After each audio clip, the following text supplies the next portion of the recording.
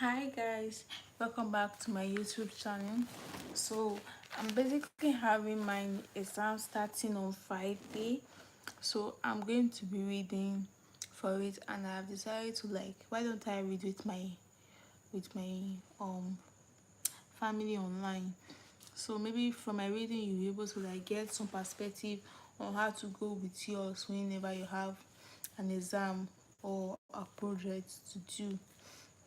So basically what I do for my reading is that I do like doing night reading because I'm a mother, so I'm usually busy during the day. So the only time I'm free to have time to like read in a quiet place is at night when my kids are sleeping and my husband's sleeping as well. So what I do is that I do get something that makes me stay awake at least to some extent. So I do get this tangerine. Tangerine is like, it separates, it's not like orange. So you just pick it once when you read, you put in your mouth when you feel sleepy. So when you're chewing your mouth and maybe sometimes get that slappy feeling, that slapping taste from it, you stay awake. You understand? So I'm gonna be reading for um program evaluation research. I have it on Saturday. So tips to reading is that you need to be able to convince yourself to accept the fact that you want to read a particular course, even if you don't like the lecturer. If you don't like the lecturer, doesn't mean you should read the course. Many people use "I don't like lecturer" to fail a course,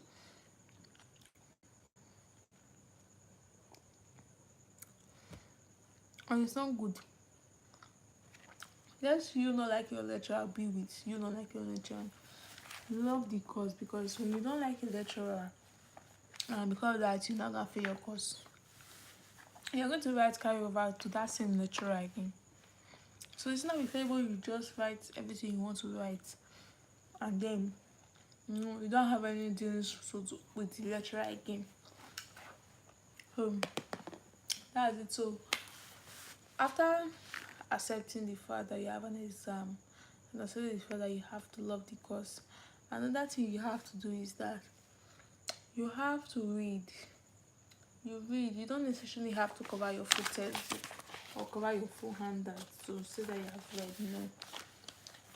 So basically, you just have to cover, even if it's half of the handout, half of the textbook you're able to cover. Do it, cover those half, and be confident about covering it, because it's better to be confident to answer one or two questions out of the questions they might give you to answer, I said in theory part, than to not be able to answer any question at all. You understand? So just try your best. If it's half of the book you can cover, fine. If it's only one question you're able to answer confidently, which is wrong, but it's preferable than you didn't answer at all. That's what I feel. So another way to also read for successful is that you start with acronyms. You don't necessarily have to have acronyms for that particular thing that you're reading. No, you just have to, like, you form it. You have read maybe the purpose of a particular thing. Like in this my case now, I read from the beginning the definition of program evaluation, and I know they might not ask me to, like, what do I understand by program evaluation. What I did is that I just memorized two definitions for that, so I can use two definitions to write about what I understand by program evaluation. The definition aspect makes it look long. It made me look like I have really read my book and not take it from the internet. So if I now see a question that has to do like this one, for example, purpose of program evaluation, and I see that there are four there, and I need to learn that four, because you don't know, the lecturer might ask you to give four. So you start with an acronym. What I mean is that the first number one is starting with A, the second starting with I, the third starting with I, and the fourth is starting with E. So I start it as AIIE. So when I use it to sing for some time, the purpose of program evaluation, AIIE. A study for assessing effectiveness, I standing for improving program design. The other I is standing for informed decision making. The E is standing for ensuring accountability. I've studied in my head. So even if I forget what they actually mean, but I remember the acronym. If I'm opportune to like ask someone around me, the person tells me one, I bet you I will remember the rest. If the person knows what he's doing, no. And when the person is saying a wrong answer because you already studied an acronym, you will know. So you will not write rubbish. That's just the truth. So that's what also helps when you are trying to like um read. So that's basically it. Then another thing that helps is that I have if you have like 3 papers to write, maybe starting from next week, I normally do advise you read your last paper very close, your first paper very close to exam day. Why do I say so?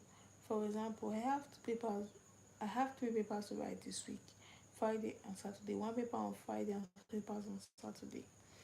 And I started officially my serious read mode. I turned it on serious read mode.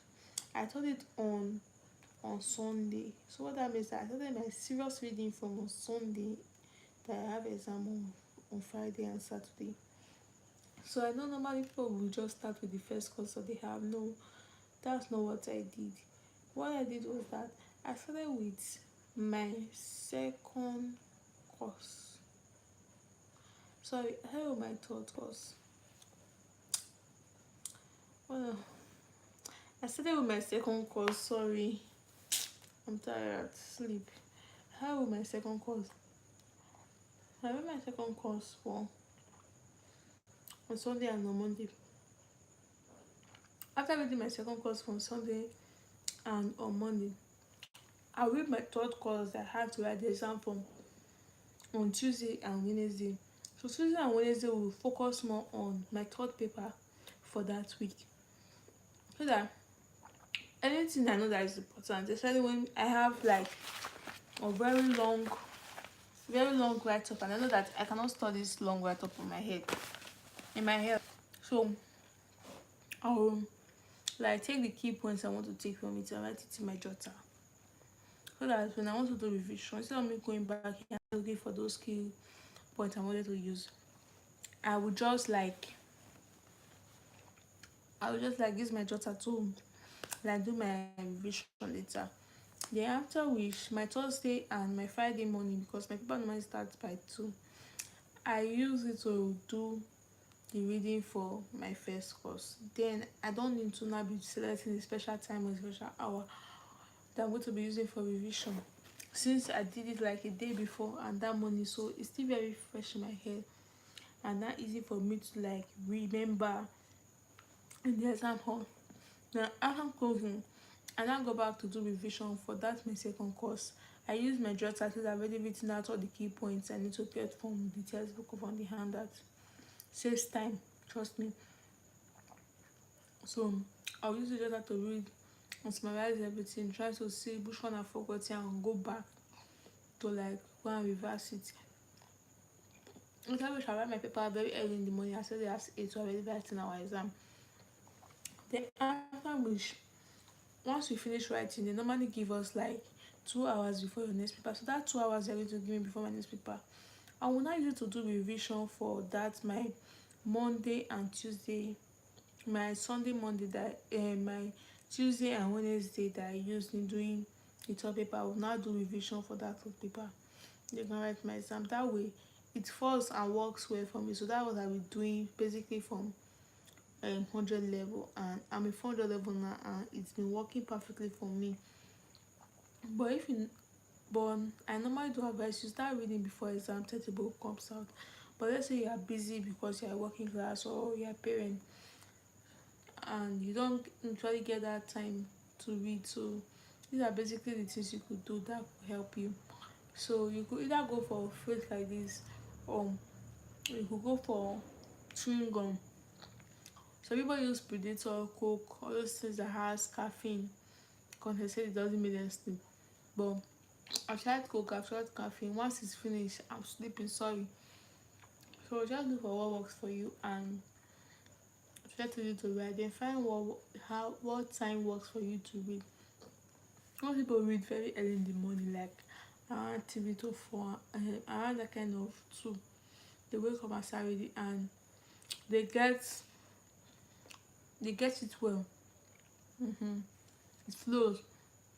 Some people can do night reading or early morning reading. Some people do read daytime, and they also understand what they are reading. So find the one that works for you, and everything will be fine. So if you want to like replay the video, if you couldn't get what I've been saying due to you started late, you could go watch it on my channel. It's going to be available there. I just hope that my experience and my tips of reading so far will be able to like help you out, so that when you're preparing for your exam you don't have to always be like stressed or tensed. And the another thing you need to know is that when you're writing your first paper, be confident though. You will get nervous, yes, but be confident, because if you are not confident to write your first paper and you mess up in your first paper, it will be very difficult for you to be able to write well in the next ones, because you will not have been thinking of the exam you want to write, the next paper you want to write. Now be thinking of how you messed up in that first paper. What are you going to do? Oh, your score is going to be this, your score is going to be that. That will kill your morale. So be confident. Don't be nervous before you enter the exam hall. Eat if you are going to eat before you write, so that you're not going to fail. This says no more that I'll not be looking for skills that want to carry it to a center.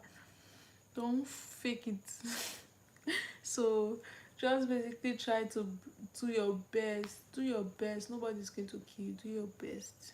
Do your best. Don't feel pressurized. Don't follow. Now is not the time to do deceiving yourself and say you are doing kind reading. Most people it work for them fine, but most people, you know, it doesn't work for you. Don't go with the flow. Don't say because your friends want to go, you want to go. You know that it doesn't work for you. So do what works for you, and everything will be fine. So that brings us to the end, because I need to go and read.